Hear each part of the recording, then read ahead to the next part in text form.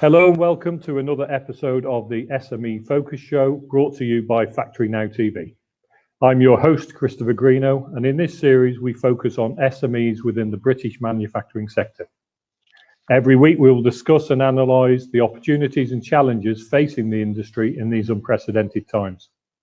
I have worked in the sector for over 27 years and I'm CCO at SDE Technology, one of the leading manufacturers of pressings and assemblies in the UK. So hopefully you can appreciate this show is very much for manufacturers, by manufacturers. Joining me this week is Martyn Rowlands, Managing Director of Pipekit. Martyn, hello and welcome. Hi Chris, how are you doing? Absolutely fine and great to see you. We haven't really met in person for a long time now, and here we are online. We're nearly getting back to normal now the vaccine's rolling out. So really good to see you, and thank you for joining me on the show today. Oh, it's a great pleasure, and it's a shame we just can't do this in person. It's been probably about 18 months, almost 2 years now. So hopefully Absolutely. Hopefully soon. So tell me about Pipekit and what you do. Yeah, sure. Well, I formed Pipekit just over 10 years ago. In fact, we've just celebrated our 10th anniversary back in the middle of lockdown in March. Yep. So we weren't able to have any big events, unfortunately, which we need to catch up on. But Pipekit is a pipework distribution business, and we specialize in a number of areas into industry, building construction, and then some other specific areas like marine and offshore as well. We supply throughout the UK. We supply into a whole range of export markets throughout the world where perhaps some products are less easy to get hold of in their own markets. And we ship to the Far East, to Africa, Middle East, and so forth. And products of ours get to far-flung places across the globe. And you work with many UK manufacturing companies. How do you support them and their businesses? Well, when I started the business 10 years ago, we realized that we needed to have an online presence and actually sell online. What we were finding is that the way people were buying was changing. A lot of larger manufacturers were going to purchasing cards, and their purchasing teams weren't making the engineering purchases. It was the actual engineers themselves and the guys who were actually putting the stuff in. And we wanted to showcase all our products to allow them to buy online, and either to put that purchase on a card or to actually charge it against their credit account. Yep. And that grew really from day one. And within a few months of us starting, we had the website all up and running, and that's now developed into its sort of second and now third generation. So we have a very comprehensive portfolio online that all our customers can see all the technical information, the product data, the material data, everything they need in order to choose the product that's right for their application. So we've tried to make it easy for people to use us. That's the key thing, is trying to make it simple as possible. Now, the products that we sell, we sell products from a range of well-known manufacturers. So they're all branded products from the likes of Durapipe, George Fisher, Geberit, and so forth, all recognized brands within the pipes, valves, and fittings sector. And we're offering those products from our stock, generally on an overnight delivery service, delivered on a carrier or on our own vehicles throughout the UK. So we want to almost become a part of the manufacturer's team, really, so that they can get technical advice from us, get good technical support and customer service and support, and importantly, get the goods that they need. Prime example today, we have a very large manufacturing business contact us. They have a valve that's failed. They couldn't identify the valve. They sent us some pictures. We identified it as a particular manufacturer we deal with, checked it out. The valve has superseded. It's been installed for a long time. So the next situation is then, right, identify what replacement valve can go in its place and what additional fittings they would need in order to get the plant up and running again. Because of the expertise we've got, we can advise on that. We've got the relationships with the manufacturers to speak to them for further backup and technical advice, and then we can get back to the customer and hopefully solve the problem for them quickly and get them back up and running again. And that's what we do. You know, we pride ourselves on the technical backup we give our customers, So it takes the hassle out of what they're doing, basically. That's what we try to do, and get them up and running as quickly as we can. Absolutely, and I think that's what I've really found interesting about you and your journey with Pipekit. It's not just about selling a product, it's about actually working with the engineers, the purchase team, the manufacturers, and solving their problems. And that's why you've been in business 10 years. And with the current supply chain issues in terms of material prices and lead times, what impact is that having on your business? Well, like everyone, Chris, we've experienced a range of price increases particularly over the first half of the year. That's sort of slowed down a little bit now as we've reached the middle of the year.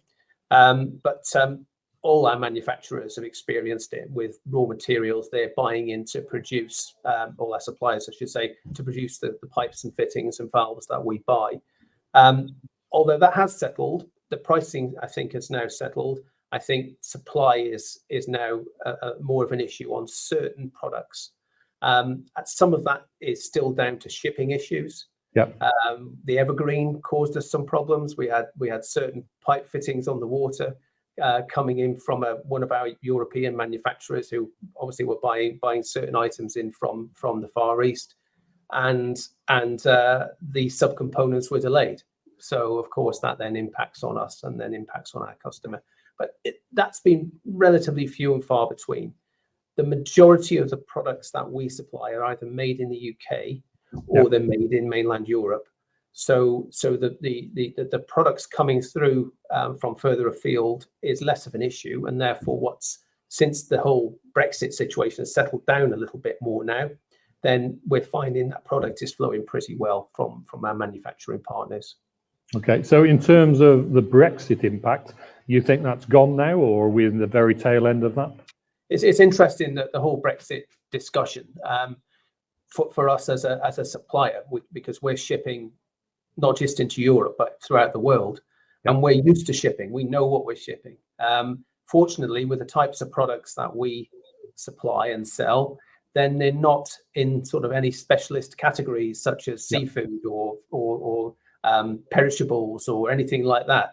So the way we've seen it with Brexit is that we've just adapted to doing what we would normally do outside the EU anyway. So if we're shipping to Africa or shipping to Australasia or whatever, then we're adapting similar processes and procedures for that, as we are now obviously changing in the EU.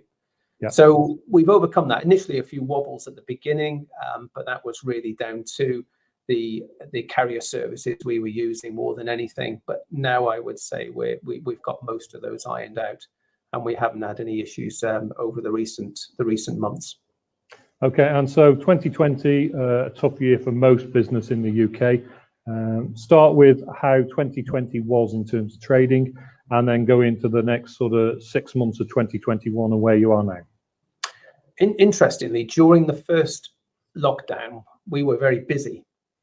And because we supply into a number of essential markets, whether that be food manufacturing, industrial processing, construction, the hospitals and so forth. So we were kept very, very busy, and our online sales grew quite significantly during the first lockdown. We then gradually came back to work in full, and what happened was that we went through the summer and we were pretty busy, and then we saw it fall off again on the second lockdown in November. So November and December for us seemed to be the toughest period, really.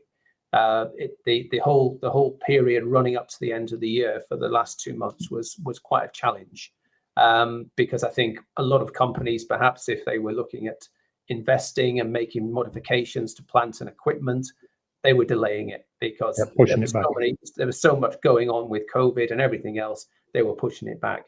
Coming to January, we were in lockdown again, but then we were seeing a lot of activity then.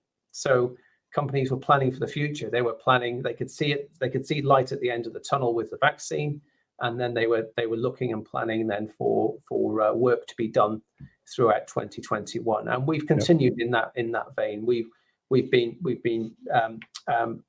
performing really well for the first half, and going into the second half, we see a good a good overall few months ahead of us.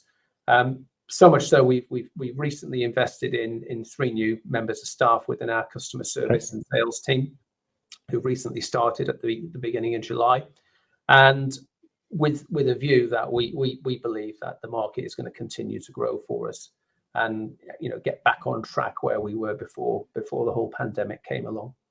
And do you think that's really because you work with your customers, and also because you've got a fantastic online portal, so your website allows people to look at product and buy the product? So even in lockdown, whether you're there or not, they can still buy product. You can still carry on your business. Absolutely. We are an online business, but we're not an Amazon, and we're still an SME. We employ 15 people, but we still want to maintain that personal service whilst having the convenience of our customers being able to buy online 24/7. So it's important for us. We still have a dialogue with our customers.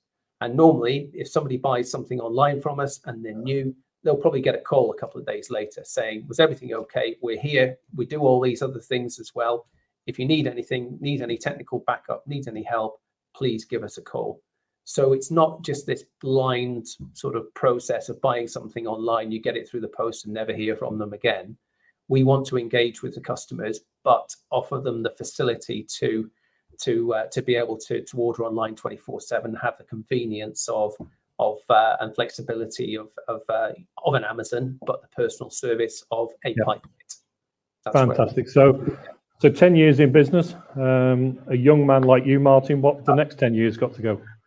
I think technology is going to drive our business, which it already is doing.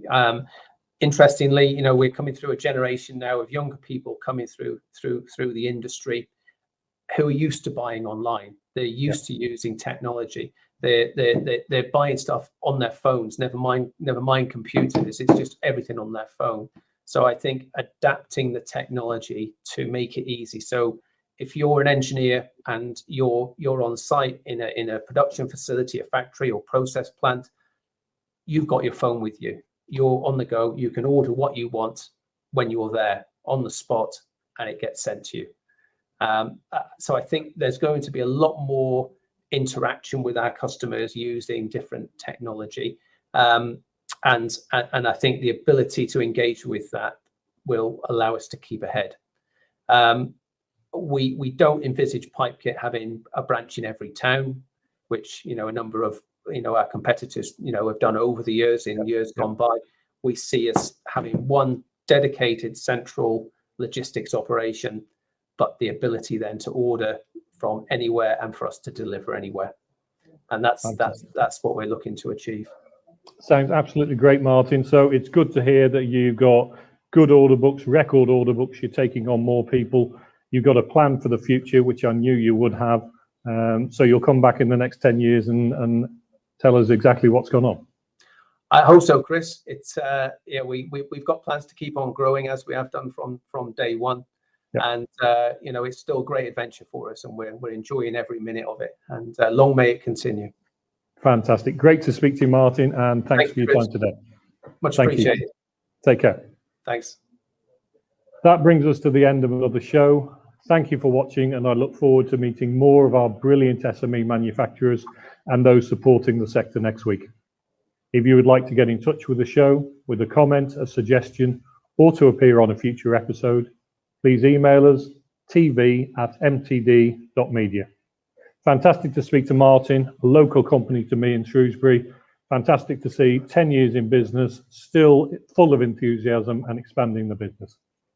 Always good to speak to great businesses. So from me, Chris G at SDE, goodbye.